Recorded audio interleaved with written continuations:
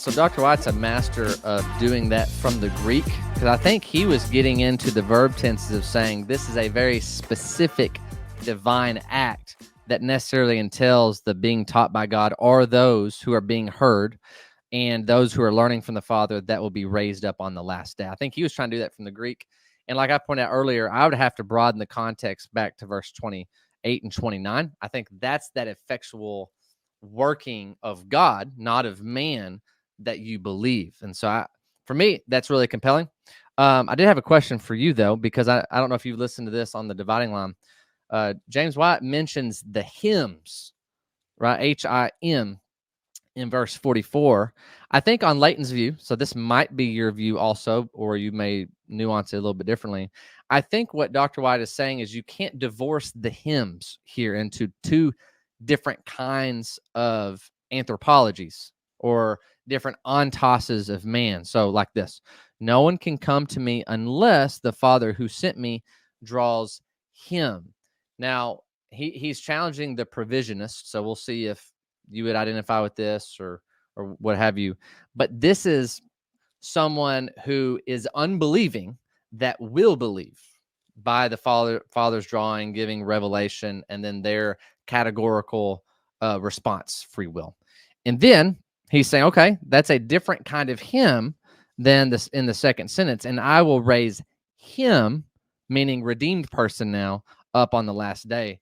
White's point is it's got to be the same him, which we would say is the elect, conditionally, effectually drawn.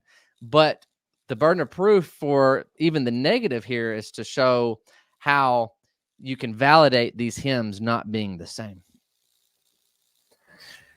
Let's see if I understand what you're saying is verse 45. No, which one are we in? Oh, in verse 44. So no one can come to me unless the Father who sent me draws him, and I will raise him up on the last day. Who's that first hymn? No man can come to me unless the Father who sent me draws him. It's the guy being drawn, whoever that is. Which is unredeemed. Well, when you start off being drawn, some people are unredeemed. Exactly. Like in the gospel. Like in the gospel age. Yep. Now here, it's primarily the faithful Jews that had already heard and learned from the Father. So if I have my James White hat on, this is where he would be a lot more fierce than me. I just can't do it. But he would say it has to be the same hymn. It has to be the same hymn. You don't get an unbelieving crowd unless it's kind of universalism. This is the unbeliever now also being guaranteed to be raised up on the last day. And he's pushing back on the provisionist, saying you either got two hymns and it doesn't work contextually, or it's the same hymn, which are the elect before the foundation of the world. Okay, well, I'm not understanding. So when he says, I will draw him, if we admit that the draw is teaching and educating, because it says has heard and learned. If the drawing is drawing through the work of the revelation of God, that's what my view is, then who he's drawing are those who have heard and learned. Okay, so if that's the first hymn, well, what's the argument? The argument is it has to be the same hymn. What do you mean when you say it has to be? What is the it? What do you mean it has to be the same hymn? Sorry, the hymn has to be the same. As who? The one who's redeemed has to be the one that is being drawn by the Father. And so if we have a nebulous group of unredeemed people that are being drawn not effectually, well, then you have a disconnect from whom the Father draws isn't necessarily going to be raised up on the same day. And Dr. White has always made the case is you can't have two different hymns. In this context, it's talking about the same hymn, the one who is unable to come to the Father, who is drawn by divine act, and we have to interpret that. But whoever that first hymn is also the same hymn that will be raised up in salvation on the last day. So this kind of involves the eschaton. Okay, I guess I'm missing the point. So that's okay. We can keep moving on. I'm just saying, like, over the years, Dr. White, that's kind of been his major sauce. Right well, there. I don't know, but I'm trying to figure out how that hurts my view. I mean, Let so me ask you, in your view, do you have people that are drawn by the Father that will not be raised up on the last day? in this context, the drawing is hearing and learning. I mean, so those who hear and learn will be raised. They are the same people. I mean, in the context, the same people. He's not raising up people who haven't heard and learned. Right. But do you kind of see the point now? No. Okay. It's okay, man. I don't get it. Are you? Is this more about once saved, always saved than unconditional election? Well, unconditional election necessarily entails the P also. So we're saying there's a lot going on in here. But what Dr. White has stressed the point is saying you can't have two different hymns. It has to be the same hymn. So I'm not getting it, though. I mean, I have the same hymn. He's drawing. The drawing here is. Here's how we test it. Do you have a hymn that's being drawn by the Father that hypothetically won't be raised up on the last day?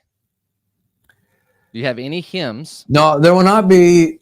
There will not be someone who has heard and learned who is not raised. And I'm talking about unconditional election. Now, when it comes to once saved, always saved, which is a different topic, I know one is implied by the other, but like I said, we don't like that term because it kind of means something. Like once saved, always saved typically is the I do have categorical freedom to choose. Yeah. And so I'm saying this without preservation. Yeah, there we go. Well, and I don't want to necessarily debate this with you, even though I love it. I love the sparks. But I just wanted to tell you kind of what Dr. White has always pressed over the years. And some people maybe those who have been eternally decreed, find that compelling to say verse 44 has to be understood before verse 45 without an assumed anthropology that's kind of shoehorned back into verse 44. That's at least what Dr. White is meaning by you can't reverse the order of the text. Yeah, I've heard this before, but I really don't remember what the thrust of the point is. Hey, it's a pretty good one. Can we have a half point for that? Well, what I'm saying is I don't understand it right now. I forgot at least what the point is trying to make. I'm still not quite sure. Okay. It kind of reminds me of what this one guy was doing in the pre-grace movement named Charles Jennings with Timothy when it said, if we die with him, we shall also live with him. And then he would say, well, there you go. It's a condition, it's conditional in the Greek, and it has to be true. So if you had died, no matter what you do, you have to live with him. But what we have to understand is that all that text is saying, and it's the same thing here, is that it doesn't mean there can't be other things implied by other passages. And I'm not quite sure what is being said here. Okay. So Dr. White's strong point is the first hymn. Who is that? And let's take the provisionist. It's the hymn who's been given revelation, who's being taught by the Father, and the ball is in your court now. Jesus is knocking at the door of your heart, and you have to make that categorical response or not. I would have philosophical objections to that, but we're saying that's the hymn there, okay? We're saying for the sake of argument. And what Jesus is saying is the same hymn is being raised on the last day, those who are redeemed. Now, I know you reject eternal security and so forth, but we're saying I do believe in eternal security. I reject unconditional eternal security. AK, you are a true philosopher, man. I want to give that to you. But that's what's being meant is you have a first hymn that is being drawn by the Father, which we could just say is the proclamation of the gospel, whether it's in seed form or it's a filled form. But this first hymn doesn't necessarily somebody that will be raised up on the last day. Dr. White's point is, well, that's the second hymn, and the hymns are connected, and you can't have two separate ones like Leighton and the Flower Patch Kids have. Yeah, well, the person who has heard and learned is not. Remember, it's not just heard. Now, this is what I was wanting to get to. The person who's heard and learned is, at least in this context, the Israelite who has been faithful. I mean, he's not So that it's not just hearing. And what Dr. White is going to say, and this is what I was going to get to, Dr. White is going to keep saying, at least twice, he's going to say, it says those who have heard will come to the Father. And then Leighton even corrects him and says, no, it's heard and learned. It's not just hearing data.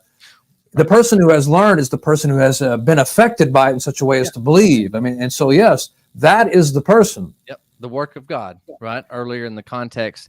And I think Dr. White is saying the heard and learned are a package That's deal Dr. here. Flowers in the side chat. No way. Is he here? I mean, isn't that him? Or is that so? Yes, Dr. Flowers. He heard me say Flower Patch Kids. No, yeah, I heard you say that before, and I didn't know what. I'm kind of starstruck right now. I can't believe he's tuned in. I want to say I got to meet Dr. Flowers back in Tullahoma. Gentleman. He even hung out with some of us, during after the conference or in the evenings, and I thoroughly enjoyed my time just getting to meet him. And when I shook hands with Dr. Flowers, I just said, just so you know, my dad really appreciates your content. He's like, so what does that do for the family? I was like, it makes for good discussions when he'll let me talk about the videos of you that he sends me. Okay, so what did he say? Actually, we could concede the hymns can be the same. The distinction is in the condition. Well, yeah, so I appreciate Dr. Flowers saying that. So that's kind of Dr. White's point of saying the condition matters, because you could, on the first hymn, someone could reject the condition of faith and not be raised up on the last day. And I think Dr. Flowers, rebuke me, Dr. Flowers, if I'm misrepresenting, but we're saying that there are two different hymns here, because you can have some people drawn by the Father that reject the condition, however you want to say it, and now they're not being raised up on the same day. We're saying, well, now you have two different hymns. But they're not. Yeah. But they're not rejecting the condition. The person who's heard and learned is the person who has been taught. So, right. I'm not getting. So, the faithful Israelites, in this case, who had already been, maybe this is the point. Maybe this is the point of what you were saying. It was Flowers was pressing the point. But in this context, the person who's heard and learned, in this case, is the Jew who has heard and learned from the Old Testament scriptures, from the Old Testament revelation. They come to Christ. And the difference is, in the New Testament age, it's the gospel that teaches you. You come through hearing. It's the same thing with Lydia. Yep. And Romans 16 or Acts 16.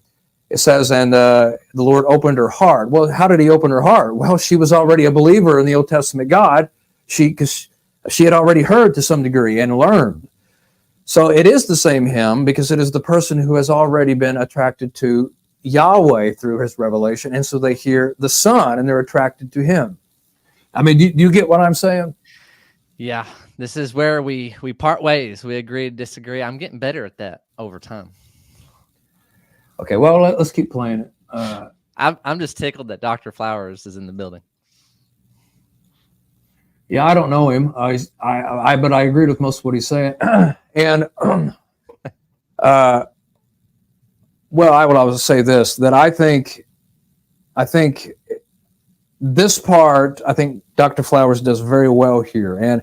But what James White is about to do, what James White is about to do, is what I was wanting to get to. Let me go back over here. Now I got to stop. I want to say to Dr. Flowers, really enjoyed the live debate. Loved it. Sorry about the flickering there. I would have been disappointed if there wasn't sparks flying in that debate. I'll be honest. Well, there was, primarily from White. He's so testy there. This is the same view that Michael Brown debated with you. It's the same view that Steve Gregg debated with you. Michael's not here, so let's stick and you to the said subject. The same things to them that you're saying to me. Sure, stick to the subject. Well, they corrected you on this, and I'm just wondering why you haven't picked up on it yet. Well, you should try it because you're not doing so. So those who were drawn in verse 44 are raised up by Jesus. And that's everyone. Everyone who heard from the Father, learned from the Father, is raised up by Jesus in the last day. Is there anyone who rejected the Father's teaching? I can't imagine why somebody who listened to the Father through the prophets and believed, I can't imagine Simeon saying no to Jesus. Why? Because Jesus is one with the Father. Which is exactly what Jesus said in John chapter 5. He said, if you believe Moses, you would believe me. It wouldn't make any logical sense to say they loved God through his revelation of the Old Testament scriptures, the law and the prophets, but then reject the same revelation coming from Jesus. It's the same God. You can't reject one and love the other. In fact, Jesus says this. This is a theme of John, even in his epistles. He says, if you deny the Son, you deny the Father. He that does not have the Son does not have the Father, because you can't have some of God and then reject other parts of him, and I'm not talking about ontological or Trinity. I'm just talking about revelation. So that is a motif in John, is that those who heard and learned from the Old Testament scriptures, and I think this is, I guess, what I'm missing with your two hymns, but I'm not quite sure. But I think what is being missed by White is that the hearing and the learning is the person, the Jew in this context, who has been taught by God through the Old Testament, not just heard data and information, Jeremiah, but has been shaped by it. You know what I'm saying? Oh, yeah. Well, we're kind of echoing our thoughts, which is, I think, great. Because what I think is really, if I was in the debate dojo with Dr. Flowers, I would have explored a little bit more of what it means to be in the new covenant, because that necessarily means believers. I'm not Presbyterian, so this is a point that I think really cashes out in this conversation. The new covenant, I would say the Old Testament saints are benefactors, however we want to splice that out. They are benefactors of the new covenant. So salvation has always been the same. Psalm 19 is a good place to say that you need the special revelation of God to convert the soul, because there's an anthropology that matters in this conversation. We're saying there's an inability that Jew cannot come to the Father unless the work of God has been impressed on his heart to believe.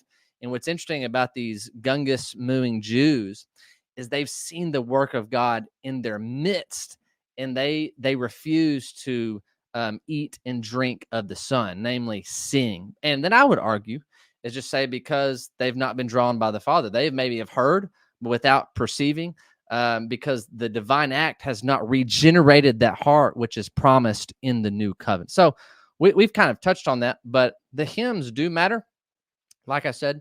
And like I said, that might be brought out again in this cross. Well, I'm not saying they don't matter. What I'm saying is... sorry. I didn't mean to infer that you're saying it doesn't matter. What I'm saying is, the point of the debate is for White to establish unconditional election from the text, and saying, and most of what you just said I can agree with. The point is, but are these things based upon an unconditional election? And that's not what John chapter 6. So that's what I realize. It don't say it. It doesn't say it. Everybody heard it. He conceded. So if somebody listened to your teaching, then they would listen to the teaching of Jeff Durbin, because you teach the same thing. Why would somebody listen and believe your teaching and reject the teaching of Jeff Durbin? You teach the same thing. Same thing. God is teaching something through the prophets and through Moses. There's no reason that he would reject what the Son teaches if they have the same voice. That's why the sheep don't reject them. But if they have free will, they can choose to do that for various reasons, right? No, it would be see, he doesn't understand it. It doesn't matter about free will. A person with their free will could choose to reject God in the first place and reject Jesus. But it's a contradiction. It's logically impossible to say that you can love God on one hand in his revelation and then reject him in this other hand. You can't do both. You either accept him in his revelation or you don't, because it's all revelation. So he's not getting Flowers there. He's still hung up on this free will thing. Well, they could just choose not to. No, that would be a contradiction. You understand what I'm saying. You might not agree with it, but you understand the distinction I'm making. I totally understand. And if Dr. Flowers is still listening, this is where the distinction between you and Leighton really comes out, because there's an anthropology going on here. Now, y'all are on the same island at that point of saying, yep, categorical ability to choose A or not A. God has not made that determination for you. That's all you in the ultimate sense. And so I think what White is bringing out here of saying, so if you're being drawn by the Father, then and you hear and listen, or what's the verbiage here? Being taught, heard, and learn, then can you ever choose to leave? You, in some sense, would say yes, and then Leighton would say no. And then we're saying this kind of goes back to, and he'll be raised up at the last day, the eschaton. So it kind of does. This is to your point earlier. There's a lot of topics that can be brought out. And so as much as I appreciate the critique or criticism that can be made of saying, stick to the text, for me personally, I'm not, as well versed in the Greek syntax and the parsing that out. So for me, I have no other choice but to broaden out in the context. So I get why Dr. White is sticking to his wheelhouse, but for me, I see benefit on touching potential peripheral issues that do directly relate to the text. For me, I like it when we're asked about our system and then an entailment over here. How would we account for that data or that information? Well, let me just say, of course, I'm not anywhere near the expert in Greek that White is, but I read Greek. I'm a student of Greek. The English, for the most part, in this chapter says what the Greek says. I don't believe you can establish it from the Greek any more than you can the English. But anyway.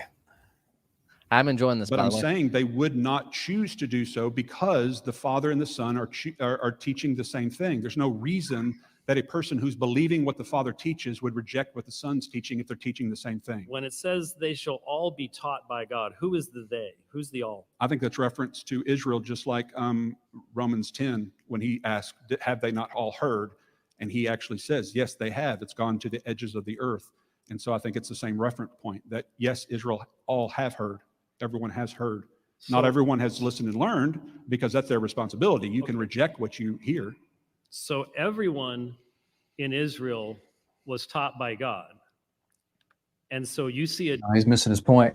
Not everybody in Israel was taught. Everybody has heard, but not everybody learned. The Pharisees, Caiaphas had not learned. Learn in this sense doesn't mean to be educated about facts about the gospel. It means learn in the sense that the gospel affects you in such a way that you believe God and you understand him and you are, this is what we're talking about. And he mentioned Simeon, which is a good example. The disciples or the apostles, those are the ones learn. Learn in this sense does not mean just come to know facts. Yeah. Yeah. No, this is where I think White does agree that heard and learned are a package deal of salvation, believing. Now, the dispute is how that cashes out in real time, because I'm over here saying, like with Dr. White saying, there's a reason. Oh, you're going to distract me with Dr. Flowers. See, I'm already thrown off by Dr. Flowers being in the chat. I thought you knew him already. No, I shook his hand. I was kind of like, oh, I hope he doesn't look up my channel. He's going to be like, oh, he's one of those. But he could probably already tell by my beard. And the fact that I had a name tag in Tullahoma's conference of speaker. But wow. So yeah, well, you had that picture with him. That's right. Well, then in one picture you with White, and you were the other one you were with Dr. Flowers, and one you were too short, and one you were too tall.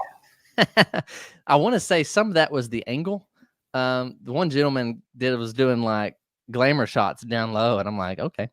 But I think Dr. Flowers, how tall are you? Because he is taller than me. I think he's around maybe 6'3". I'm only 6 foot, and Dr. White is probably around 5'7", 5'8".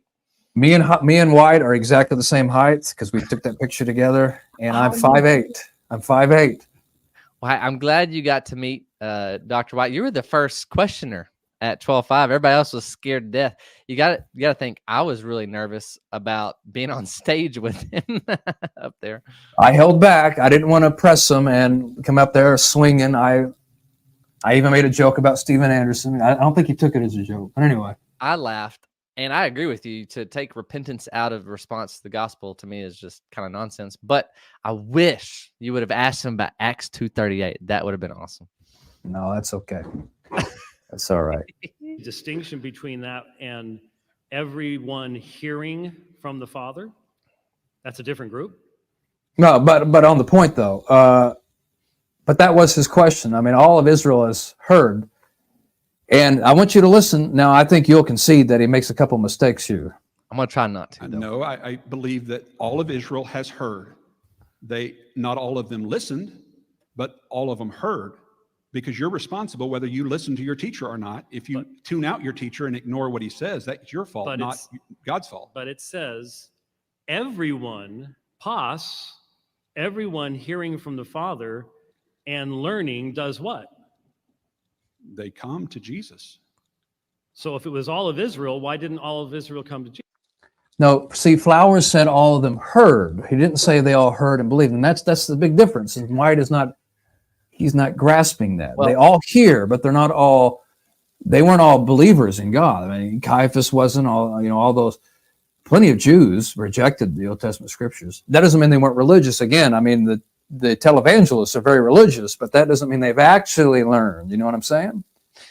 So here's my thought on what's going on. I think Dr. White is doing an internal critique on Flowers' view, because Reformed theology, we would answer this way different, because we're over here saying this is the new covenant where all Israel hears and believes. But the question is, who is Israel? We would say, according to Jeremiah 31, Ezekiel 36 through 37, Romans chapter 2, Romans chapter 9, even Ephesians 2, the mystery of Christ revealed, we're saying Israel are believers, always have been, always will be. They are true Israel. And the quotation from Isaiah 59, we would argue demonstrates that case, that all of Israel hear and believe by a divine act of God. But we're not saying is the ethnic Jew. Now, what's ironic is the ethnic Jews are here hearing and rejecting. And we're saying, yeah, they're not of God. They're actually rejecting Moses. Go ahead. But I don't think Flowers is saying anything different than that. And as far as I know of Dr. Flowers, me and him are in agreement with his view of the remnant of Israel. And John, he's saying that there are plenty of people in the Old Covenant that are not necessarily believers in God or saved. Yes, they believe in the existence of God and all that, but they haven't actually learned. They're not the faithful remnant. He mentioned Simeon. That's unlike Caiaphas. Caiaphas was in the Old Covenant. He was a Jew. He was circumcised. He's heard all of his life, but he hadn't learned. Not just simply been educated on facts, but he hadn't learned in the sense of being become a believer truly. Because Jesus said in John 5, if you had believed Moses, you would have believed me. Good verse. And so but White had asked the question just now. He said, well, they all heard, so why weren't they all drawn? You see, but does that make sense? He's not understanding the learning part. Well, I think White's trying to demonstrate an internal critique. Not that he's not understanding. He's just trying to step in Leighton's worldview of saying, okay, you got this language of, and to Leighton's credit, I think he gave a decent response, but we would push back and said that response is being read into the text. But if it's an internal, how can you have an internal critique if you're not interacting with what he's actually, because Flowers is not saying they all heard and learned. They all heard, but didn't all learn. I mean, so I don't know how you can critique something if you're not actually interacting with what he's saying. But anyway. Well, I think what White's trying to say is it's a package deal. It's a divine act by God. No one can come to me unless the Father sent me, draws him, and raise him up on the last day. And then you have this interesting quote from the Old Covenant or Old Testament scriptures prophesying about the new covenant, to where all those that hear are all of those who learn, same him, and are those that are be raised up on the last day, being salvific. And then I always point people back to verse 29. This is the work of God that you believe, which. But the passage is talking about hearing and learning. There are people who hear and don't learn. Exactly. But that's, you say exactly, but I think that is the point, is Flowers is talking about hearing and learning, not just the Israelites who heard and didn't learn. Well, so we're in agreement that hearing and learning are a package deal in the verse, right? But that's what Flowers is saying. But when White says, well, all of Israel has heard, in fact, but listen, here, I think this is going to demonstrate what I'm talking about with White. Listen to what he's going to say here. Jesus, you're ignoring the fact that you have the ability to listen and believe. If you hear the message, if like everybody in this room just heard me teach, is everybody in this room going to believe what I taught? No, some of them are going to reject what I taught. You're responsible for what you do with what you hear. But just because they hear doesn't mean they'll listen and learn and believe. But it specifically states everyone hearing from the Father will come to me. Okay, now you notice what he just did. Yes. What did he just do? So I think me and you are looking at this a little bit different. Well, yeah, but just objectively, what did White misquote the text? What did he do? Oh. So he misquoted the text, you say? He misquoted the text to make the very Okay. Rewind. point that he was making, which is missing what Flowers is doing. Rewind it. Rewind it? Okay. Boy, I can't rewind it just a little bit. Okay. Sorry. But let me try. See, it's at 120. Let me try to. I saw Flowers in the chat too, so I was trying to. I'm still a little distracted by that, man. Specifically states, everyone hearing from the Father will come to me. How? Okay. So you're saying everyone hearing of the Father, the next word is and learn, but White went back up to verse 44 to say will come to me, right? No, he left out the believe. He said it specifically says everybody hearing will come to me. Okay. It's okay. So this is where I think that's what Jesus is talking about, is the hearing is the believing, right? Faith comes by hearing. Now, we disagree on what the response looks like. Like, we see this as a divine act that is effectual. And I think the other side of the aisle is saying it is a divine act, or Flowers may not. I don't think Flowers sees it as a divine act, AK, because of how one of the last audience questions asked him is, and I'd be curious to see how you answer this. Did you watch the audience Q&A? I did.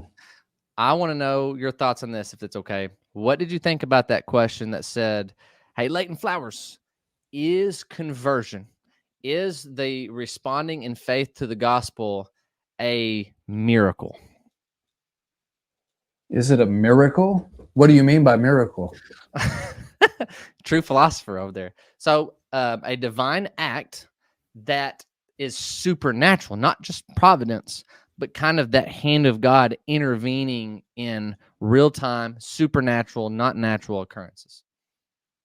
That's how I would. Yeah, well, if by miracle you mean like a changing to our physical nature, no, I don't.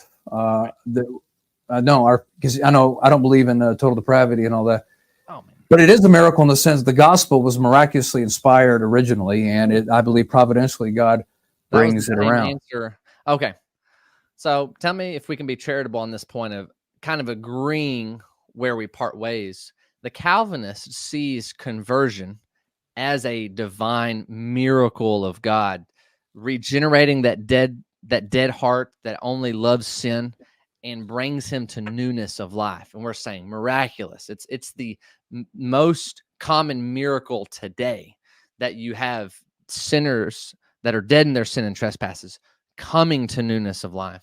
We're saying miraculous hand of God, as where Flowers and you to some degree is saying the miracle is the inspired word by the Holy Spirit, the incarnation that made the gospel possible, but conversion itself is not miraculous. Is that well? That's why I said earlier, Calvinism. You see, I would agree that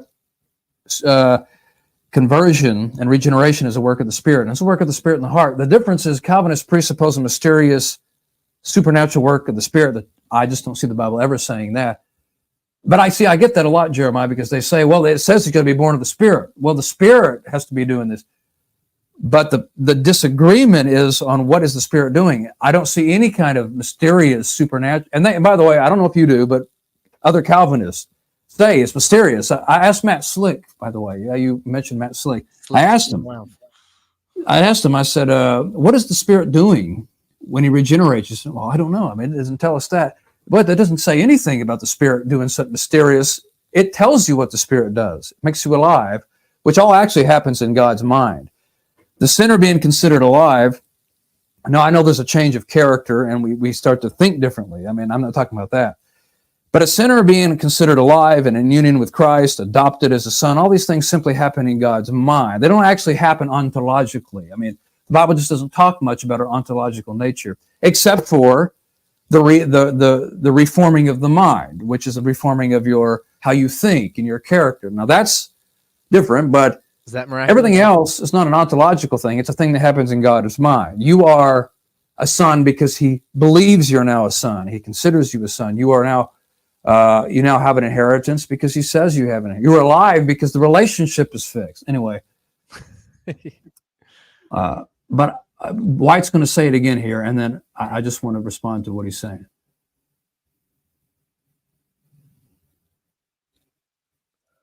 Was that not clearly Everyone who has listened and learned. And learned. In other words, they heard and they learned, which implies that they believed. It doesn't say everyone believed. It says everyone has heard the message, and therefore they're responsible for the message they've been given. But it says every hearing one, pas ha akusas, everyone hearing from the Father comes to me. How? He did it again. He left out the believing. It doesn't say that. It says and learns. Or I said and believing. It's and learning. Right. And you said, by the way, you said the hearing is the believing. Now, was that a misstatement, or did you mean to say that? I think in the context, that's what's being taught, is the ones hearing is bringing out faith, and they are responding. The context is all encompassing of Israel, doing all of Israel. Now, what I hear you and Flowers saying, well, all within the subset of Israel are responding in this way. And we're saying this is new covenant language where it's from the least to the greatest. It is all encompassing because of who Israel is. It's the believing ones. Okay, well, first of all, I would say that the hearing is not believing because it's the coming to Jesus is paralleled with believing. He that comes to me has life. He that believes on me has life. Those are parallel. So coming to him is believing, but you don't come until you hear. So the hearing can't be believing. You have to actually hear to believe, but the hearing here is the hearing and learning, which the Old Testament saints who were faithful, because they learned already, saw God in the Son, because they'd already learned from God, so they saw him in the Son, and so they come to Jesus. That's the point. Yeah, I would agree, and that's what I mean by the hearing is the believing ones. I'm saying it's the ones that are hearing different from those that are hearing and rejecting. All of the hearing ones is all of Israel. But we're talking about the new covenant. We're talking about all believers of all time where they've received this divine work. But like I said, we're kind of touching on a lot of past points. So, yeah. But I was kind of amazed by that to confirm that White is misunderstanding it, he even misquotes it twice, which shows that he misunderstands it. I mean, it's not even what the text says. Now, of course, White knows what the text says, but he's so focused on what he thinks White is saying that he quotes the text to say something it doesn't say. And it says, now right here, he read this part. He says, pas ha akusas, the one hearing. He says, come to the Father. Well, no, it's also mathon. It's a participle, and it's learning. It's active, by the way. It's learning, being taught. So it's the one. It's not just pas ha akusas. It's pas ha akusas kai mathon. And that's just because he quoted the Greek. The English Jeremiah kind of says the same thing anyway. But I just wanted to make sure people knew that. You sounded brilliant right there. Well, no, I mean that's not what I was going for. I'm just saying. White quoted the Greek, but it says mathon. That's there too. That's learning, and that was my point earlier.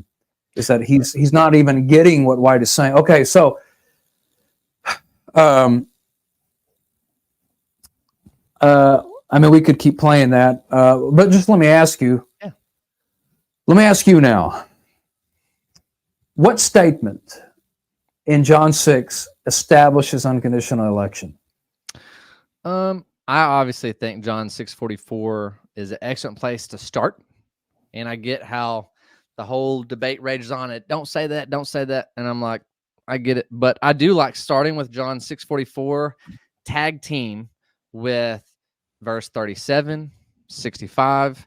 And I love pressing earlier into the context about believing or believe is a work of God, meaning it's not a work of man. It's not within man.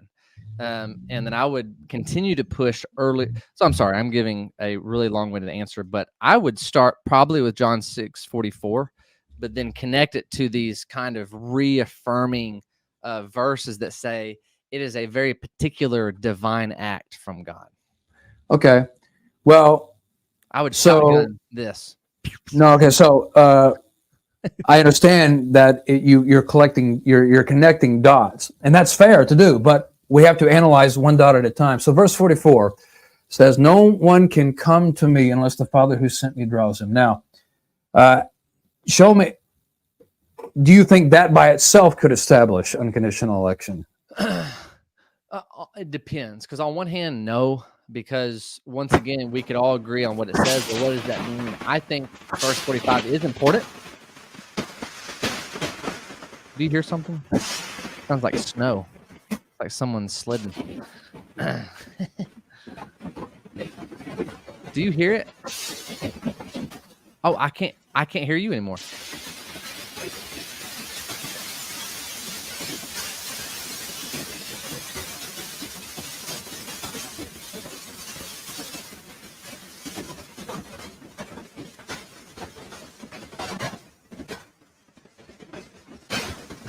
Fireworks. So I can't hear you. It kind of sounds like fireworks are going off in the background.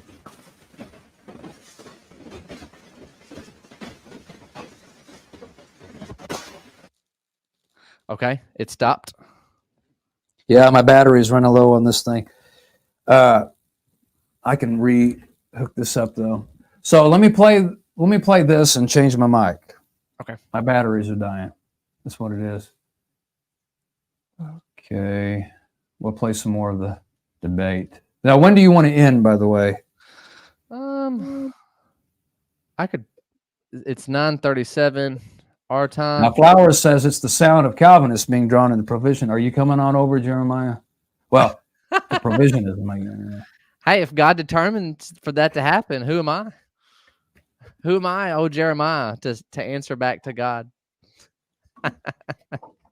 Yeah, that's right. All right, so it's going to die. When it dies is when you're going to hear that sound, but I'm going to change it out here. So when did you say you wanted, how long did you want to go? Let's see. We've been going for 2 hours 22. I could probably do up till around 10. I've been really enjoying this, so I could go for another 20 minutes. And by the way, I mean, so Dr. Flowers is in the audience. Dr. Flowers, you're always welcome to come on here and talk about it as well. You're going to have him on before me. Dadgummit. But you are on. No, I'm saying you have him on your channel before I have him on my channel. Well, I don't know. I mean, he may.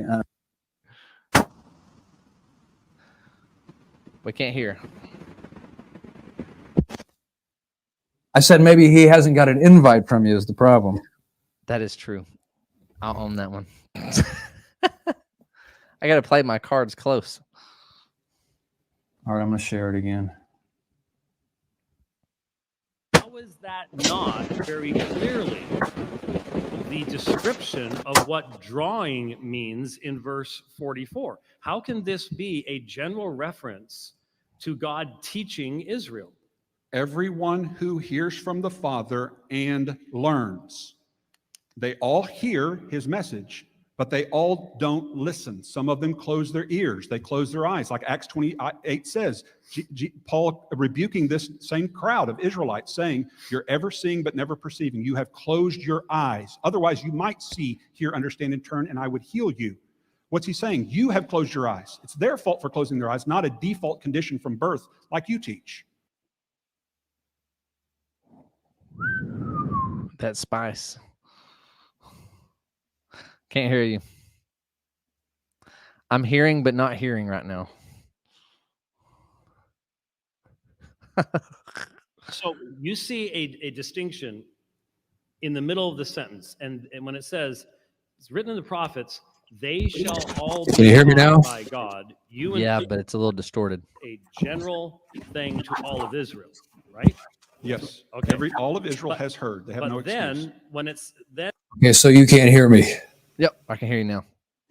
All right. Well, let me say that. No, I forgot my point. He said something there. Whew, got me out of the hot seat there. Whew. Let me try to back it up, man. You can back it up too much here. Break. When it says everyone hearing, how is that different than being taught by God? I mean,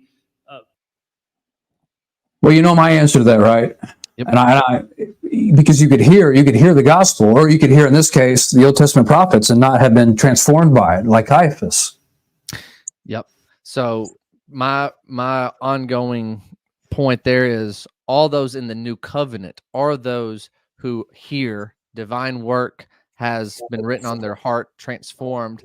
They are the ones that learn and are the ones coming to Jesus. So this is important for the new covenant, which will be perfectly mediated by Christ and cannot fail to be raised up on the last day. But it sounds like you're still talking about those who have heard and learned. Yep. And by the way, they're not in the new covenant yet, technically. I mean, he hadn't even... We would disagree there too. We would say that it's a guarantee that they are in the new covenant by virtue of faith and have received not only justification, but it's on promise. So they are beneficiaries of the new covenant. And some Reformed theologians say that they are members, but it's qualified by promise, faith in that proto-evangelion coming. So they are still in the new covenant, however we want to explain it, because we're saying the new covenant are all the elect of God who are being mediated by a perfect Savior. Okay, well, so I think this is actually a good verse. What do you think about it? Okay.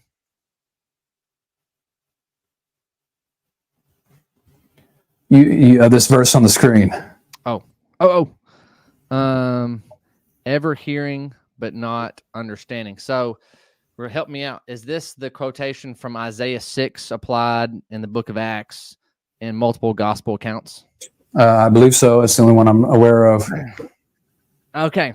So I think this is talking about judicial hardening and is very specific, not only for the foreshadowing. Well, back in Isaiah, it was happening in real time. God was judging unrepentant ethnic Israel who were unbelieving. And in the gospel times, it's happening again in real time, kind of as its fulfillment. So it's very prophetic. So I want to say here, this is not talking about the elect, which I would say is talking in the new covenant in Isaiah 45. That is talking about ethnic Jews that are hearing the revelation of God, but they have hearts of stone. So you seem to concede that you can hear and not learn. Not true Israel. But the text doesn't distinguish. I mean, we would disagree, because I would say the quotation from Isaiah 59 makes that case for me, which is but I think this works for the point. If you're going to say that hearing and learning in John 6 is about spiritual Israel, well, that would mean that those that have heard and haven't learned are a different class of people, right? I mean, it's not. Well, I think what Leighton Flowers is talking about is the same thing I understand. It's those who hear and respond to what is being said, particularly the Jews here in the Old Testament prophets. But it does distinguish that there is hearing and not learning in some cases. So my pushback is saying here, this is a package deal, and all Israel, ? Respond in this way. And we're saying all Israel are believers of all time. They're the elect. And so that's what we're saying is all these verses are talking about. And White's internal critique is saying, well, now, and I get how it comes out in the conversation, but White's saying all Israel is being mentioned here, right? Essentially, and they will all be taught by God. And so he's trying to push back on saying who is the all. And I get Flowers' pushback as saying if we're talking about all of ethnic Israel, some are going to hear and not learn, because I think White understands this point too. But he's trying to push back and say, no, this is all a package deal from verse 44 into 45, because these ones that are hearing are also the ones learning, and these are the ones that will be raised up salvifically on the last day because they responded in faith. The interesting point, though, is that it's all of them. And we're over here saying that makes sense in the new covenant, but kind of on the other side, you got the separations of the hymns. Well, there's a lot of things there that I disagree with that are a different discussion. I don't believe they're in the new covenant yet because you still got the old covenant. You still got it there. And but anyway, that doesn't matter. Well, it's so you're saying, well, we believe it's people in the new covenant, spiritual Israel. Of course, I'm an amillennialist, but I don't. Me too. The John chapter 6 is just talking. All he says in John 6 is, no man can come to me except the Father who sent me draws him. And then it says, as he goes on, he says, all who have heard and learned from the Father.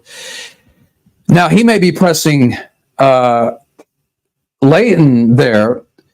Of course, he's being cross-examined. That's fine. But the point I'm trying to really emphasize is that the burden of proof really is on White to establish unconditional election.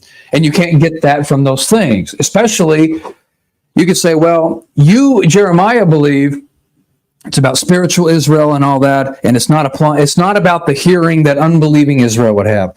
But, see, that's the thing is, all Leighton really has to do is say, well, you could be true, but you can't establish that I'm wrong from the text. And then that's the point. You've demonstrated, as long as Flowers can demonstrate there's a legitimate way to interpret the text itself, then White has lost because he can't prove his position from the text. Even if it was true in other texts, Jeremiah, if this passage debated allows for an alternative viewpoint, you've lost the debate if you're right. Darn it. I know it, right? Yeah, no, and I agree in principle of what has to be done. And it's funny because I do think people that are already Reformed think that Dr. White knocked that out of the park. I think that people that are hardened against Reformed theology don't see it. Maybe they don't have ears to hear. And I think people in the middle have a really good opportunity to weigh those two out. You know what I mean? So I'm with you in principle. I agree with you. Yeah. Now, Jeremiah, when I try to give some of my comments on it, I try to just be objective. I try to give pros and cons for both. I didn't just come out and say, oh, man, why? Because I saw people in the side chat at the end, they said, oh, Flowers is done after this. I said, come on, do you not see? I mean, I don't say, White is done. Now, I don't ever say that when I'm watching a debate. Someone I disagree with, I don't say they're done. I mean, because that's not really the way that works. It just doesn't work that way. And I think you're right. That's why I try to be objective. But while we're doing the review, Jeremiah, I'm not trying to be just simply repetitive for no good reason. I'm trying to say, because you and I could get into these points and we could debate it and spend all the time. We have a debate that we could point people to. But I just want to say, for the purpose of the debate, when Flowers, you're correct, the negative is at an advantage. It's up to White to prove that unconditional election is not a presupposition. It is in the text. And I'm saying you can't get that. Now, well, that brings me back to you, though, because you said verse 44 connected with the other ones. But I can agree. Do you not realize that I can agree with everything in verse 44? If I can agree to it, that means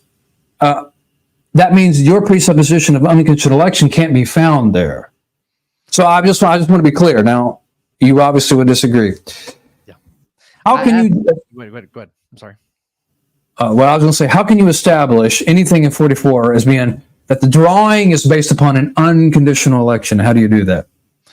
Yeah, I think what we can get out of John 6:44 is a kind of inability, and we follow it. No one can come to me, Jesus, salvifically, that's the context, unless there is a type of divine act. Now, you and I will agree with that. Leighton in his debate kind of conceded that if it's a divine act, but now in the side chat, he just said basically the eye and tulip is what he means. And I get it. But I'm saying there's a very specific divine act that's done by the Father in the drawing, which I think is providence plus regeneration. And I would continue to parse that out and defend that. And the same draws him, same him. God says, I will raise him up on the last day. So I would repeat a lot of things that we said into verse 45. I think he would say, it doesn't say that. And I'm saying, well, how do you, if I could agree with all that, it's a divine act, but how can you prove it's based upon an unconditional election? Yeah, so, well, we'd have to define what unconditional election means. right? There's no condition in man that God looks to choose to save him. Right, right. And so, How can you establish that from here, though? yeah. So verse 44, no one can come to me unless the Father who sent me draws him.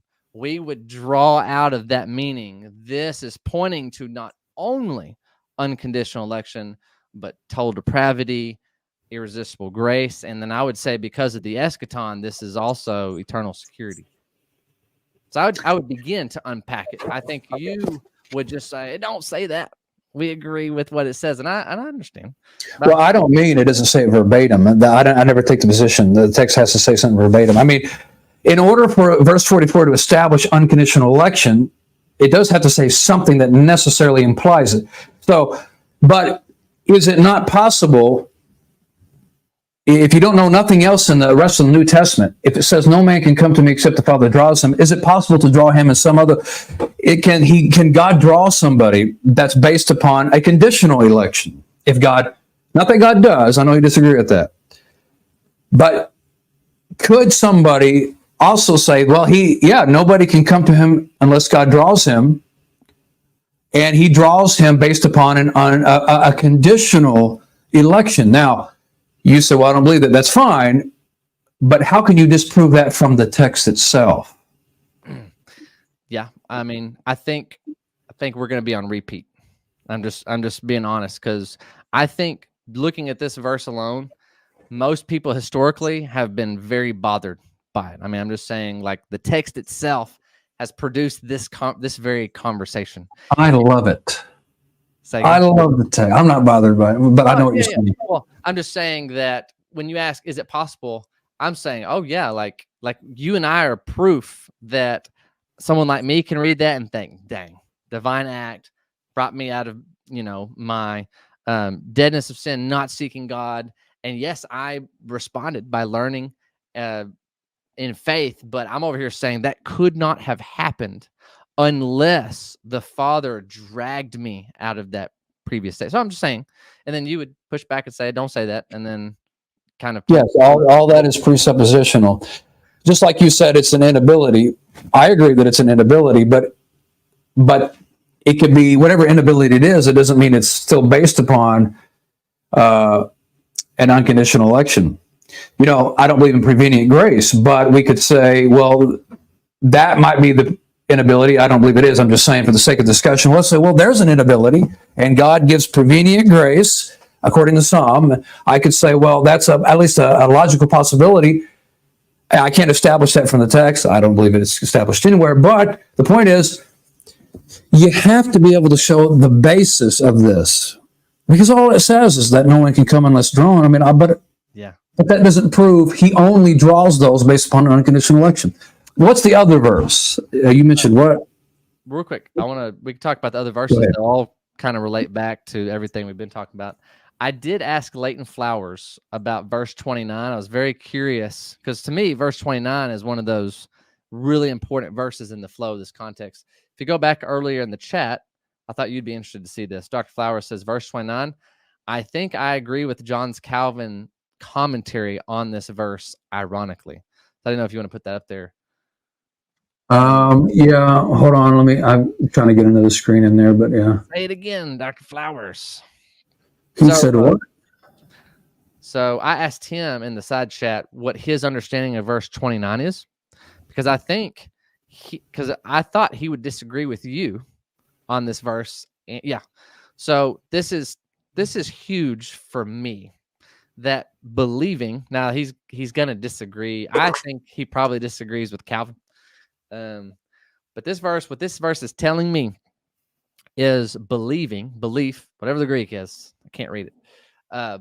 That's a work of God. Now, Dr. Flowers, I hope he doesn't get mad at me. I want him to like me. But he had in his closing statement years ago, he just said, since we're made in the imago Dei, just as God can speak the universe ex nihilo from nothing, us being made in the imago Dei, we too can bring our faith from nothing. And that has troubled me ever since I've listened to that, just because since we're the imago Dei, we reflect the image of God. We're not on that same playing field, which gets back into our debate last time. So anyway, I look at this kind of just on the surface saying, man, that is meaningful to me to say that God, the ones believing, responding, hearing, learning, believing, taking in the Son, that's a work of God.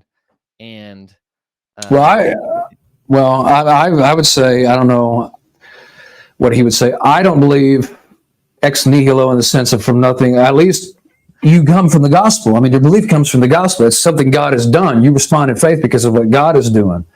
Okay. Real quick. He said, if you want to put it up here, he goes, I didn't say bring faith from nothing. I just want people to know I'm not trying to misrepresent Dr. Flowers, but I remember him saying something to that effect. And so anyway, I don't see it. It's one of his. Right here. I see.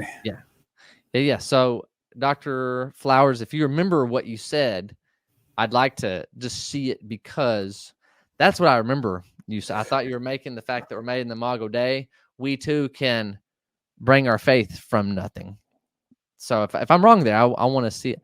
I compared the mystery of creating something from nothing with, So to me that sounds like a distinction without a difference. I always wanted to say that, kind of directed at Leighton Flowers. But anyway. But I mean, that's what the Bible says. Faith that comes by hearing the word of God. I mean, that's what that says. But well, we can't play the whole debate. Obviously, nobody ever does. In fact, I think people do what we do. You play a little bit, and you spend most of the time just talking about it. Which, what else are you going to do? But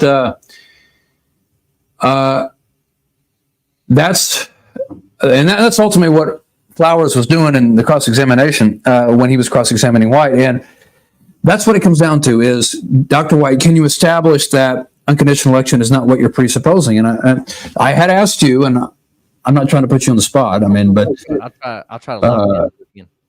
I think we don't have to go over and over, but I think I'll leave it for the audience to see whether you can establish unconditional election by verse 44. And I don't think it says anything about the basis of the drawing. It just simply does it. It doesn't mention why he draws, who he draws, or who he chose to draw. It doesn't mention the basis, Jeremiah. But you made your case. What was the other verse? 37, 44, 65 is always kind of the chain that you by the way, you did ask in 29 something about the Greek and works. Well, it says ergon to theou, that's work of God. I mean, you were asking about that. Yeah. Oh, I didn't have it on the screen. I'm sorry. Very good. Well, I interact with people that say, see, your ability to believe categorically is a work, but it's something you do, not God. And I'm over here scratching my head saying explicitly it's a work of God. Like, I think that's the divine work that Jesus is talking about and continuing later in the context. And I get how not everybody's convinced by that. Maybe you have to be eternally decreed to believe that. I don't know. Okay, what was the other verse? The one up here in the chapter. Yeah, so 29 is super important for me. I was going to also say there have been works of God earlier in John 6, but it's verse 11. Jesus then took the loaves, and when he had given thanks, he distributed them to those who were seated, so also the fish, as much as they wanted.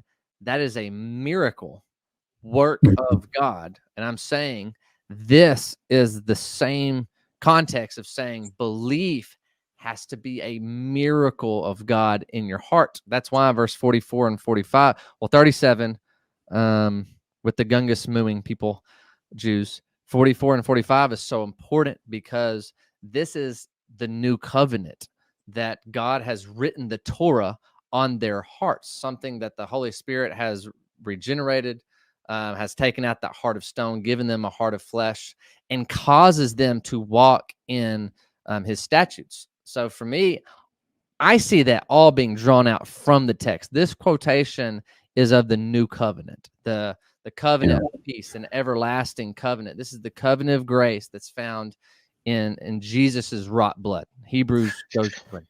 Well, I have some differences with you there. I mean, I believe Christ brought the new covenant, but the old covenant is still there technically. But nevertheless, it really doesn't it doesn't hurt my position because the principle is the same. In the new covenant, you hear by the gospel being taught, coupled most of the time with the Old Testament revelation too.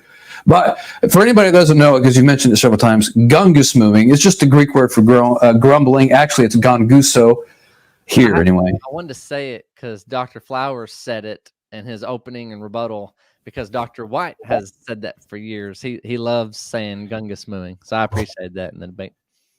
Okay, but back to verse 29. This is the work of God, that you believe in him whom he sent. Now, how do you establish unconditional election from that? Yeah, where does belief come from? Well, but you have to, but you would have to establish that it came based upon unconditional election. Sure. Yeah, I would say that when we're looking at the context, man does not have the ability in and of himself to believe unless a divine miracle occurs in the heart to believe. And I think that's clear. I think that's literally like what you're asking for, is drawing it out. And I'm saying that's why this flows well. You have those that already saw the works of God in their midst, and they said, we care more about the earthly things, right? We want the miracles for our benefit.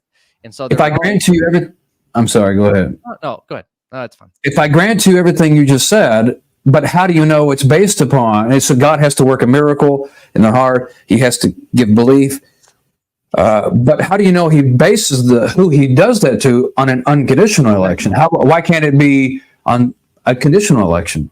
Well, if you grant to me my Calvinistic understanding of verse 29, then it's clear where unconditional election comes out in verse 44, because God particularly is drawing those that will effectually come to saving faith in King Jesus and will be raised up on the last day. So really, for the sake of debate, you couldn't grant me that understanding of verse 29. No, I was granting to you the things you said about God has to work a miracle. He gives you faith. What I don't grant to you is the very thing you need for it to say that it's based upon an unconditional election. That's my point. Well, my point is, if you grant the Calvinistic understanding verse 29, then it's easy to understand verse 44 and 45 with the new covenant. Okay, well, I did go to 44 though, and then I'm looking at verse 29. I wasn't granting to you the presupposition of unconditional election. I'm trying to, because you mentioned this verse, and I want you to be able to. What I'm doing, Jeremiah, is I'm trying to do what I would have done with White if I had debated him, and I appreciate you trying to get that debate, by the way. Hey, I got your back, man. I appreciate it. But keep working on him. You keep having him on your program and say, hey, this A.K. Richardson, he's not. Believe it or not, me and him, we actually have like good email correspondence and whatnot. So did you listen to my interview of Dr. White? I didn't. Okay, you need to do that, by the way. But I got to explain my favorite story because we did a whole debate tour review. So we covered all 5 debates that he did. And I got to tell you this real quick. So to me, I didn't realize Dr. White and I were as close as we are. But at the Jason Breda debate, which, by the way, did you watch that debate?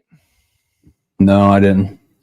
AK, it's like you have a full-time job or something and a family. So during that debate, and Leighton's maybe heard me say this before. I just gotta retell this. So James Bott went first because he's defending limited atonement essentially, and so he kind of speaks to Romans 8, Hebrews 7, Trinitarian harmony. Voila, it's not his first rodeo. He did a good job. And then Jason Breda comes up and he says something almost heretical, and he basically brings out the golden chain in Romans 8 and says this is talking about the Jews. It's not even in Paul's purview to even talk about Gentiles. And we're over here like, and then Dr. White comes out in his rebuttal basically saying, what you heard is either a rank heresy or he needs to soften his stance and say, yeah, but that's still true of the Gentiles. So that's what Jason Breda did. We're all like, whoo, out in the crowd. So this is where the memorable moment comes in. Because Keith Foskey, he was moderating the debate and did an excellent job. He's like, all right, everybody, you got a break for 15 minutes, intermission. Don't harass the debaters, but be back in 15 minutes. And so I'm chilling in the back with some of the crew from 12.5 and other people that I met there talking with. And so Dr. White comes to the front of the stage and he points at me, AK, and says, "Come here, Jeremiah." And I'm like, "Me?" So I kind of, everybody's looking at me. They just kind of part ways, I'm just kind of straight down there. And so he had to check his sanity with me, AK. He said, "Am I hearing what's being said properly?" And I kind of put my hand on his shoulder. I said, "Dr. White," I said, we're hearing the same thing you're hearing up there. And he said, "I've never heard this argument." And I did? I want Dr. Flowers to hear this. I was like, "Oh," I put on my shoulder. I was like, I know where he's getting this from. And what I meant is I've heard, I think Dr. Flowers had David Paulman, classical Arminian, on to talk about kind of the exegesis understanding of Romans 8. And the classical Arminian understanding is kind of the simple foreknowledge view, those whom he foreknew, and that helps cash out the rest of the golden chain. And I think Dr. Flowers said something to the effect of, "No, this is talking about the patriarchs of old."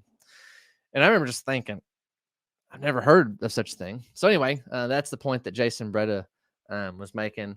And so I told Dr. White, I was like, "Oh yeah, that's coming from Dr. Flowers, maybe." And I don't know. I'm sure they talked behind the scenes.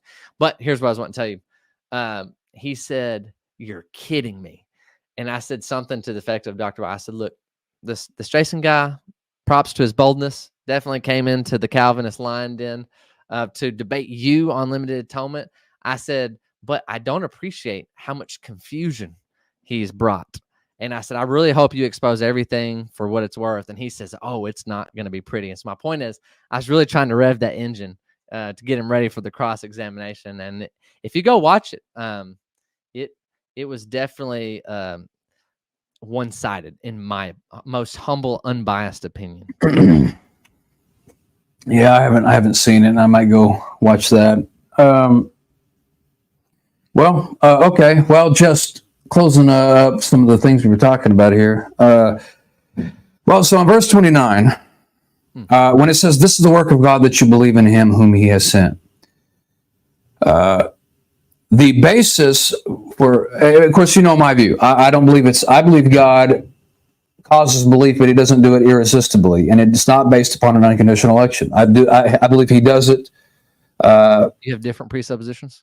I have different presuppositions. But if I can bring different presuppositions and the verse say the same thing and be logical, then it means your presupposition is a presupposition also, which is unconditional election for the verse. And if it is, then it isn't a proof text for your verse. See, that's what the debate is about. When I debated David Lewis, I'm a repetitive person, Jeremiah, but I want people to know this. The burden of proof was on White. You have to prove it from the text. You can't just whatever White Flowers believes. Just like in my debate with Lewis, even if I was wrong on my interpretations of Romans 8 or whatever it was we were debating from his passages, I could still be wrong, but he has to prove that he's right. And I said, the text doesn't say what you need it to say. Even if John 6 works with unconditional election, let's say it's definitely true. Let's say the book of, the fifth gospel was in there, the gospel of whatever, Bojangles, and it taught unconditional election in the clearest of terms. Okay, well, we say, John 6, I can work that for the most part with unconditional election, but you can't prove it, Jeremiah, and that White loses the debate. And why is that important to me as a non-Calvinist? Because John 6 is always touted as a Calvinistic proof text, and I'm saying it might fit for the most part with it, but it doesn't establish it. You know what I'm saying? It just hasn't been determined for you to see it. And yet I get the blame. What a shame. Truly and morally so. But that's a different conversation. That's a different debate, and that's the debate you and I had. I really enjoyed that debate because I got to finally address your, how did you say it? I loved it because I listened to so much of your content in preparation for our debate. And so what did you always say? Ask the Calvinists. Well, who determined that? Well, who determined that? Who determined that? And to me, the only way to engage you on that level is you have to have the compatibilistic framework to make heads or tails. And so you know why I say that, right? Oh, yeah. Because a lot of times you guys will cite a thing but you don't follow it to the logical conclusion. Now, I called that, that's something silly, ignoring the shooter. You focus on, this guy died from a bullet. It says right there, the bullet killed him, end of case. And it's like, but somebody shot the bullet. And you guys will say, well, the bullet is what killed him. It entered the body, pierced the liver. This is why he died. But you're ignoring that the bullet was shot. And that's why I always say, just like somebody said in the side chat, does AK believe he has to allow God to regenerate him? And you guys used the word allow. You used it in the debate, but then that's why the question comes. Yes, that's why the question is, but what is he allowing? But the very things he determines. And when you guys say, well, no, the sinner is choosing. He's choosing. He's responsible because he's choosing his sins. And I say, but God determined for him to choose to sin. Who determined that? Exactly. Now, I got to take bone with that too, or I got a bone to pick with that. You guys always say, well, I don't know about you, but Calvinists always say, well, the sinner is free to choose his sin. But that's not true, because even in Calvinism, the sinner can't even choose which sin. He chooses only what God determined which sin. So he's not even free to choose the particular sins he would like to commit. He's not even free to like them. Anyway, I'm having fun with you here, but it hurts. I enjoyed it. I really think me and you advanced the conversation because, I brought out the philosophical distinctions between categorical and conditional. And yes, I'm glad he brought that up, because in Reformed theology, we also talk about moral ability and natural ability. Remember how that was something that you thought that's what I was talking about? That's meaningful for federal headship, but I was talking about the two categories that's important for compatibilism. So we were talking past each other, and we have to always define terms. I tried so hard to do that in the opening statement, but it's hard for you hearing stuff for the first time to get a proper definition. That's where one of my favorite video clips I got to make was you. I asked you a question, and it was giving you fits, which it's a philosophical thing about, if we're given libertarian free will, but we're necessarily going to sin, what does that mean for libertarian free will? That has a whole history with it. And then my other fun part of the debate, and to me, these aren't gotcha. And to me, I would never want to declare victory in a debate. I've told people I felt like me and you were evenly matched, and that's what makes a good debate. Now, maybe your crowd says, no, AK wiped the floor with him. I'm like, he did, and it hurt. Like, I'm still recovering. Like, to me, I just don't even try to, like, even with Dr. White and Flowers, it was, in my opinion, a good debate. But what I mean is I showed up for entertainment. Dr. Flowers did the Dr. Flowers thing, and Dr. White did the Dr. White thing. He did the White, but he was he wasn't never good. I mean, when he debates Muslims, he's very nice and perky. Now, this is what we think about that. We think, man, y'all like Flowers, or y'all like White when you agree with them, but when he challenges you, it's like you can't see it. That's how we perceive the whole situation. Well, I've told you I don't like how White does some others, but I gave my objective critique to both of them, But props to you. Flowers are cut from the same cloth, like with that comment down there. It don't say that. Yeah. Well, but to be honest, Jeremiah, when it says that this is the work of God that you believe, it doesn't say unconditional election. It doesn't even imply it. Yeah. But that's what if you're going to use John 6 as a proof text. But let me say this. You said something there, and then I was going to respond. I get all preachy sometimes. You got to forgive me. About giving me fits. Well, all I said was the question is difficult. It's always been difficult. There's difficult questions for every theology. I don't think, personally, I didn't think that and it helped you, but I think you did because you played it. And I'm trying to think what question I thought you gave me fits on. So yeah, like to me, those are, I like to say, fun moments in the debate, because I worked really hard on understanding, trying to think of the philosophical question for it. But essentially what's meaningful for libertarian free will is if you're given a command then you can respond to it, not just in the moral sense, but also in the act itself. It escapes me. So anyway, I sent you a book that I read by Dr. Guillaume Bion, and I can't remember the full title, but it's totally in the world of philosophy. And so I'd prepared a while to kind of set up that question, and I was like, Yeah, that was the that's what I'm going to respond to, something there. But this is something he asked earlier. So I guess Calvin says this: those who infer from this passage, that's verse 29, which we're talking about, that faith is the gift of God, are mistaken, for Christ does not show us what God produces in us, but what he wishes and requires from us. Now, you obviously disagree, but he was saying he agrees with Calvin on this. Now, so would you disagree with Calvin on that? So what was the Calvin quote again? Those who infer from this passage that faith is the gift of God are mistaken, for Christ does not show us what God produces in us, but what he wishes and requires from us. Yeah, no, that's interesting, because I would want to go look at that context, because, yeah, I do see this, because I'll be the first to say I don't agree with Calvin on a lot of things. In fact, Me too. Yeah, you do. But I try to show people, especially Presbyterians, where I disagree with Calvin.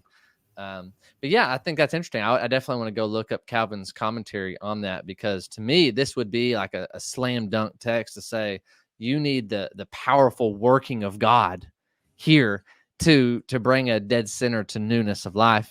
And I get how everybody says, they don't say that. And I'm over here saying, but that's not Calvinistic, though. I mean, well, we all agree with that. The question is that Calvin, or how did you word it? That powerful working of God. What words did you say? You got it. I was partially quoting Colossians 2:12. Well, the powerful working of God, but the question is, this powerful working of God, when he does it, is it based upon an unconditional election? And so you guys say that John 6 establishes that. I'm saying, no, that's a presupposition. It's just not a proof text. And the short response with people have heard us is, I go back to verse 29, which I would say is super clear. And if anyone under the sun were to grant me that effectual gift of believing, then I think you would maybe agree that if we do grant that into verse 44, that's how we would say unconditional election. Well, yeah, I mean, but I wouldn't grant effectual. I mean, yeah, exactly. But I'm irresistible, Yeah, well, so verse 29 says, this is the work of God that you believe in him whom he has sent. But it is presupposed by a Calvinist or by yourself that is irresistible. It's a work of God, right? Yeah, but God can do works that aren't irresistible if he so chooses. So, okay. How would God work belief into you that's not irresistible? Through the gospel. Okay, so everyone who hears the gospel believes. Not everyone. That's presupposing universal irresistibility, right? So that I do. But you have to remember what I believe. I believe people can choose to reject it. Right.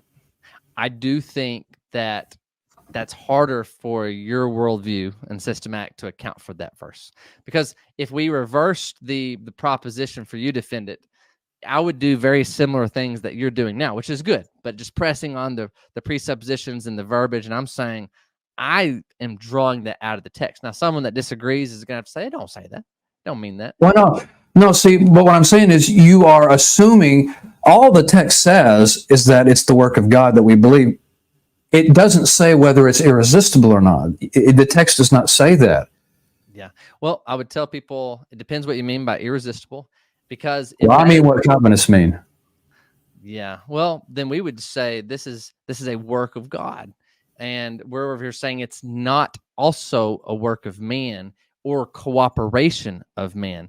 All the text says is it's a work of God. Like, I feel like we're being, our side, my side of the screen, is being more consistent with what the text says. Now, we infer different meanings from it.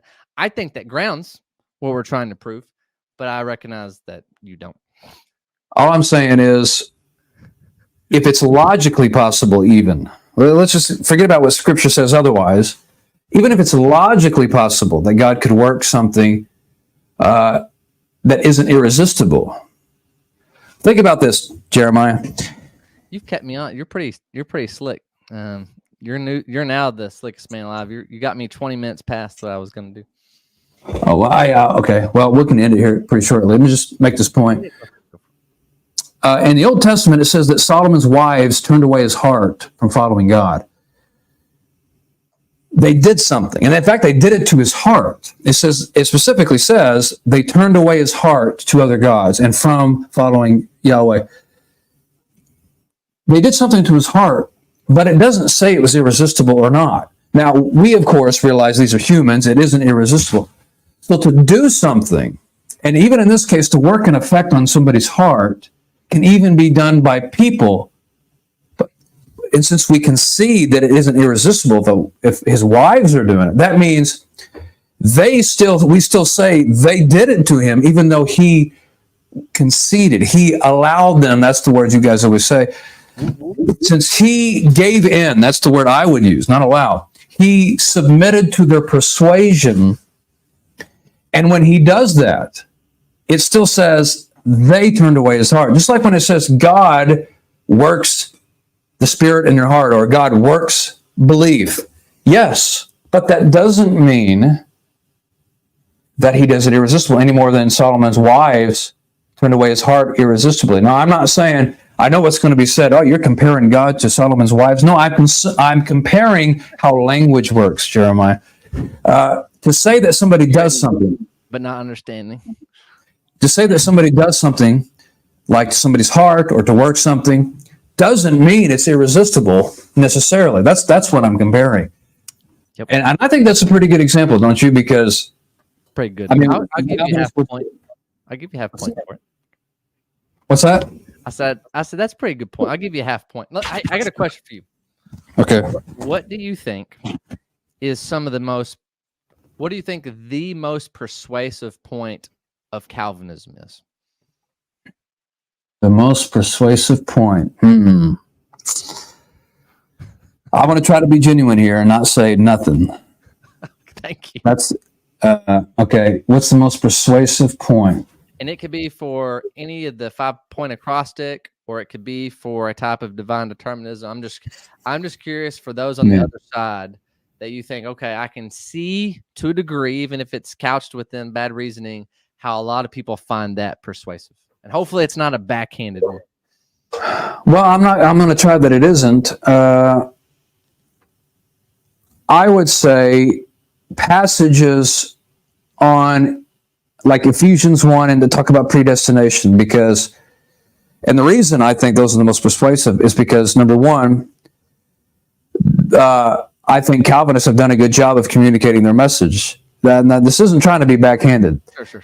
They've done a good job for many years, and so it's almost automatic now that when people hear the word, that's what they assume it means. That's why I want to ask Leighton Flowers the same thing. What's the most persuasive point for Calvinism that people hear, understand, and hopefully it's not backhand? So I just wanted Leighton to maybe post that, so when you're done, we can put his answer on the screen. Go ahead. Even when non-Calvinists, I often hear them say, well, I don't believe in predestination. You can't say that. You have granted to the Calvinists their meaning of predestination. The Bible uses the word. You can't just say, I don't believe in it. See, so I think the most persuasive things is just how do I say it when it's not backhanded? Like I had to squeeze that in there because I know how these questions go. Well, I think you get what I mean. Yeah. Your big point is Calvinists have done a good job of at least articulating their position. Well, they've done a good job of marketing, being the loudest voice in the room. Can I say it like that? Yeah. Oh, yeah. I think that's fair. I think this is a pretty interesting point. Even on Calvinism, faith repentance isn't a miracle. Regeneration is a miracle, and it causes a man to desire to believe, repent freely. So it's not a miracle even on Calvinism. Because you have to have the regeneration in your view first. So it's the regeneration would be the miracle, right? Not the faith. Yeah, but to me, that's a distinction without a difference, because that repentant faith is an effectual gift of regeneration. But I hear you, Dr. Flowers. I still want to hear what you think the most persuasive point of Calvinism is that's kind of floating on the internet from the Johnny Macs. Oh, yeah, okay. He has said this before, and I thought, okay, this is a good point, because Dr. Flowers said that he thinks, in his opinion, Romans 9 is easy to explain the context. I'm sure you would feel the same way. And he has said before that Acts 13:48 on the surface definitely seems to fit well within the Calvinistic paradigm. So I appreciate him bringing that back out. Yeah. Now, so actually, now that he said that, that's really along the same lines as what I was talking about. I was talking about predestination, like Ephesians 1. This is the same language. God, how does it say it? Typically in the King James, what most people, but it says, help me out here. It says, and all those that were, I'm going to have to pull it up. As many as were ordained unto eternal life believed. So yeah, that's kind of what I was talking about. Just simply looking at language like that, and when you understand what Calvinists say, that fits well, which is what I was saying about predestination. Can I ask another kind of rogue question? Just since it's not every day I talk to you and Dr. Flowers kind of in the same context. Tell me, and I texted you the other day about, kind of what doesn't make Roman Catholics at large saved. So like for you, what counts as being in the kingdom versus in the standard of being saved versus where it's distorted and puts somebody outside the faith? If you want, I'll tell you kind of my quick answer to that, just so you can kind of play off of it. Is that okay? Sure. And so same question for Dr. Flowers. What's the standard of that you would hold someone to become saved versus someone has distorted that and become lost? So I tell people you got to believe in the right Jesus, and you have to receive the right Jesus the way that he commanded us to. So when I back up, I'm thinking about passages like John 8:24, that unless you believe that ego I me, then you will die in your sins. That's the incarnate Christ, the God-man, who is also the second person of the triune God. Got to believe in that Jesus, or you have to believe in the direction of that Jesus, not to deny the incarnation and the sovereign triune God. So that's the right Jesus. So that's different than, Unitarians to polytheism and all the rest.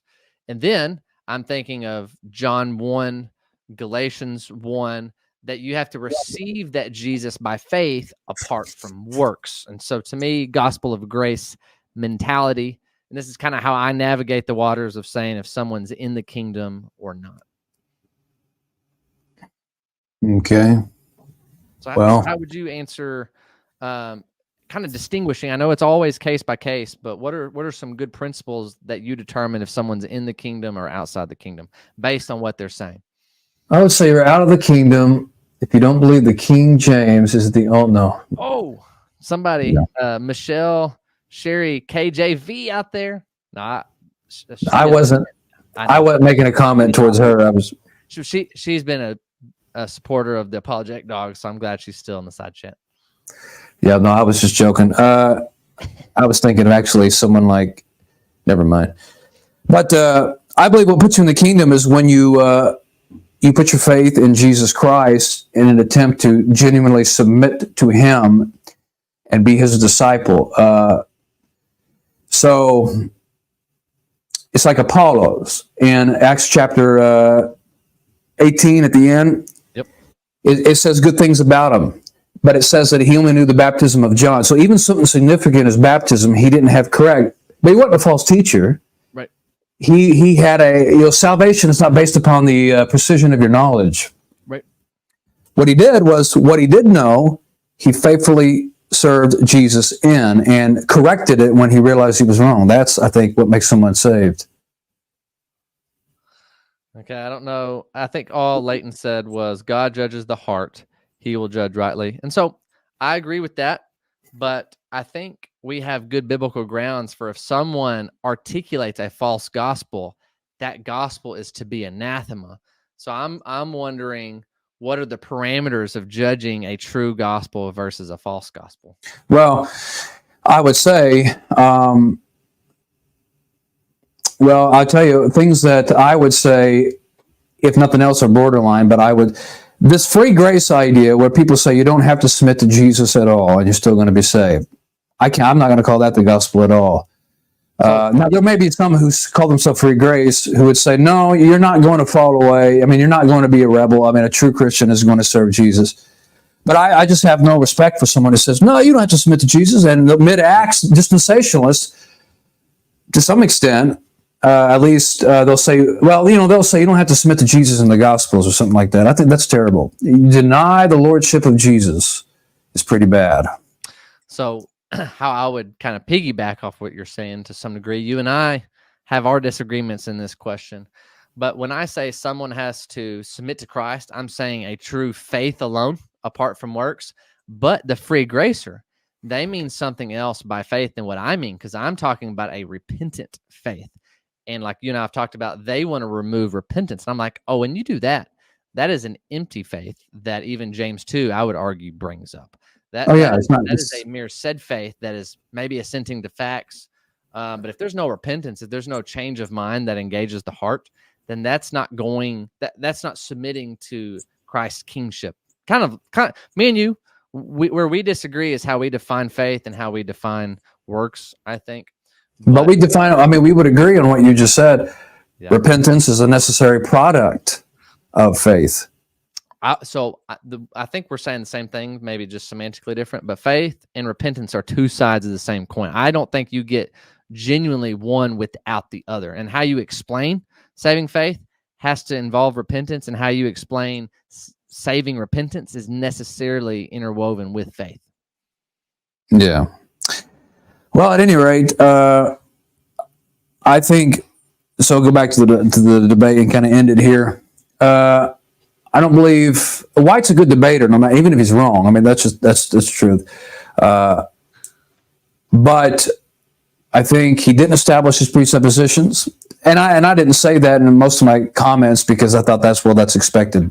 Everybody's kind of expecting that. I hear you loud and clear.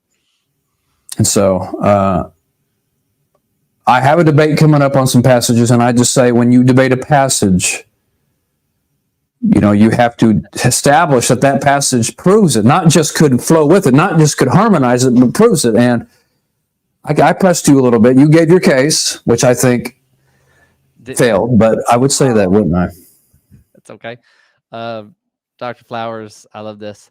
He goes, so why isn't there a sola repentance too? That's hilarious, because he's honestly said, or other times he has said, well, why don't you just say sola works also in y'all's 5 solas formula? And I appreciate that, but how I would genuinely say is when we say a sola fide, it's embedded that it's a repentant faith apart from works, which is a category of the heart, contrasted with our external acts of obedience. So why is he asking? I mean, doesn't he hold the solas on it?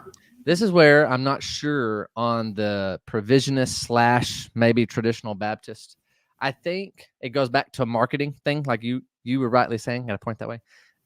Typically, the Reformed hearken the 5 solas, and so I don't know if you're provisionist / traditional Southern Baptist that you want to be careful to talk about the solas because you may be sounding Reformed and you want to maybe distance yourself from that. That's my guess because I don't know. Well, hey, we went over 3 hours. I just want you to know. Well, I mean, it's a large. I mean, it's pretty big. A pretty good audience. 48. I mean, of course, if you're a person that gets like hundreds, maybe not, but 47 is pretty good people. People listen. People are interested. So I thought it'd be really educational.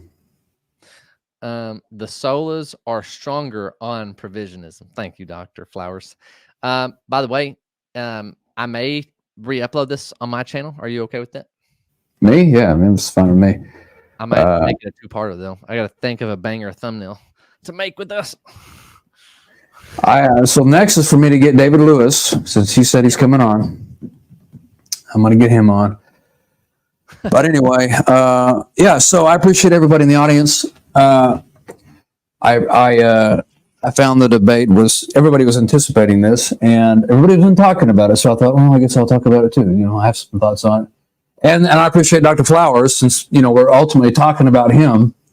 He come in and have a conversation too. I was a little starstruck and distracted with Dr. Flowers in the side chat. So I thought you guys were like big buds and you knew each other, you know? No, I'm a nobody, AK. No, I mean, you got nobody's a nobody. That's what I always say. Nobody's a nobody. I'm trying to get people to looking at that beard. That's why I got to have a beard on the apologetic dog. That pit bull. Yeah. Well, all right. I'll let you. You got some final comments? What you want to say before we close it up? Yeah, just to kind of echo a little bit of what you said. I appreciate everybody in the side chat. I really appreciate you, AK. Just so you know, you're in my prayers, and I really do appreciate our conversation. Something I respect about you, critical thinker, and I really think you want to steel man the person you're engaging with, like me. And so I want to be one of the first people to say, AK, I have a lot of respect for you, distinguished from other crowds where they're kind of saying the same old, stringing the one string banjo.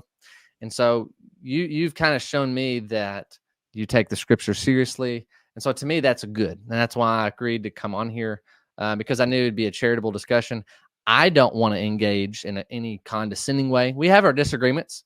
I think we could both be staring at the same verse and we're like, man, it's so clear on what it is saying and what it's not saying. And that's okay.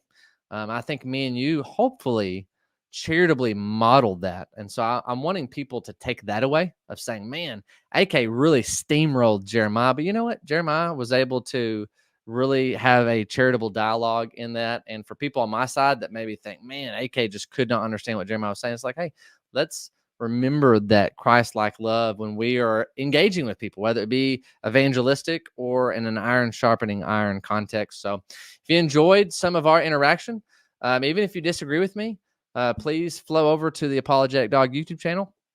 I really plan on pumping out more content over there, and I got a website that's about to be released along with a lot of other projects. So I appreciate your support in those ways. Oh, and I have a debate the same day that AK does, April 5th. Don't know what he said earlier, but I'm going to encourage you to watch that either at 12-5 Church, where I serve as one of the pastors and elders at. It'll be live and in person, April 5th at 6 p.m. Admission is free. So if you're in the Northeast Arkansas area, come check it out. Or if you like to travel and check out those kind of things, mark that in your calendars. Or if you're committed to Team AK, at least be looking forward to my debate. Maybe watch the recording of it. So that's about all I got. Well, I appreciate all that. I appreciate you coming on. And yeah, we have friendly discussion. Now, I will say, I said that I like meeting the man. If I'm talking to Matt Slick, I go pretty hard. And if I think there's a lot on the line, I will go pretty hard. And I don't think that's unfriendly. I think there can be unkindness, but you and I are very friendly. So I don't just sit there and try to press you and try to hammer you in the ground. And I know some people say, "Are you going to go at him harder?" Well, in some cases you do that with the person. The situation calls for it, but that's just the way it is. But you're always smiling. It's hard to really hammer you. I mean, people even get mad at me for that. They're like, he's smiling, trying to distract you. And I'm like, I promise, I'm just being me. And before I debate, before I do anything, I pray that God would protect me from pride, that I would show the love of Christ. So I try to have a good time. I think that's what helps me stay clear in the debate is I care about the person I'm debating with. I've been praying for weeks, months leading up to it, and I want to have a good time. Like, I'll tell you this, AK, I want to be able to one day, you may appreciate this one day. I want to debate professors on their home turf at their own universities on the existence of God. And so I want to be able to do that where even an atheist professor that hates what I stand for thinks, you know what? I like him though. That was fun. That was charitable. We'll do it again. So that's my prayer, is just to show the love of Christ in these contexts. All right. Well, all right, everybody. Good audience. I didn't get a lot of your questions in. I mean, I didn't really actually see a lot of people saying at AK or at Jeremiah. I did look for them, but I got some of them in. Appreciate everybody. Appreciate the discussion with Jeremiah, and hope you guys were educated. Good night and God bless.